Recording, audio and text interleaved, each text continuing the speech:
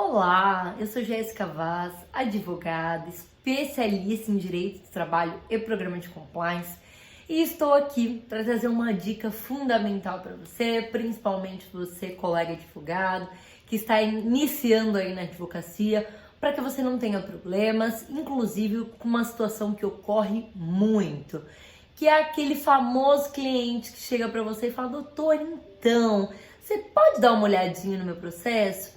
Porque eu não tô conseguindo contato com o advogado, eu não sei se ele tá fazendo certo. Aí você vai lá e olha o processo do camarada.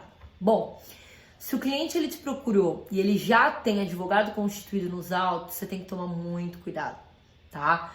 Por quê? Porque ele já tem advogado constituído. E é infração ética a gente opinar ou simplesmente olhar um processo que não estamos patrocinando. Então você, advogado, por questões éticas, de acordo com o estatuto e o regulamento da OAB, o que você tem que fazer nessa situação? Você pode se recusar? Sim. E uma outra coisa que eu sempre digo aqui, quando sempre vem cliente nesse sentido, eu sempre falo: olha, eu não posso nem sequer analisar o seu processo, porque você já tem advogado constituído nos autos. O senhor, se você quiser, procure o seu advogado, vá atrás dele para saber o que está acontecendo no processo, que com certeza ele vai te explicar melhor, e não cabe a mim explicar por questões éticas.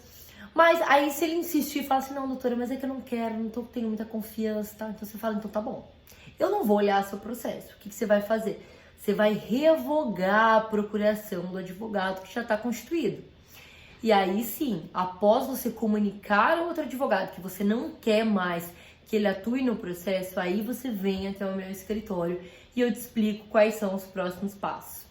É muito importante o advogado, principalmente no início da carreira, tomar cuidado com isso, porque às vezes a gente está comprando uma briga que a gente nem sabe o que está acontecendo.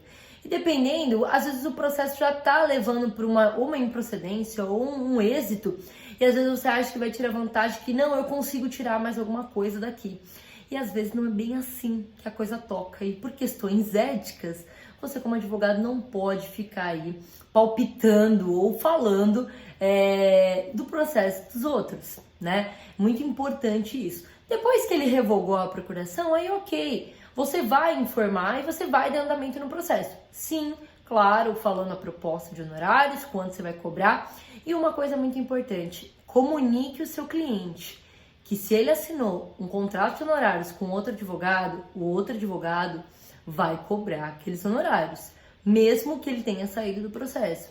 Então, às vezes, ele vai ter que pagar tanto você quanto o outro advogado. Você tem que deixar ciente isso, porque às vezes ele vai parar de pagar o outro, porque ele vai falar: não, você já está constituído, então tá tudo certo. E ele tem um contrato de honorários, ele pode ser executado lá na frente. Então, você, como advogado, tem que ser muito transparente quanto a isso, tá? Muito complicado essa questão de olhar o processo do outro e falar: não, eu faria de tal jeito. Vou trazer um caso prático aqui que eu vi, defendi e eu fiquei assim abismada com a situação.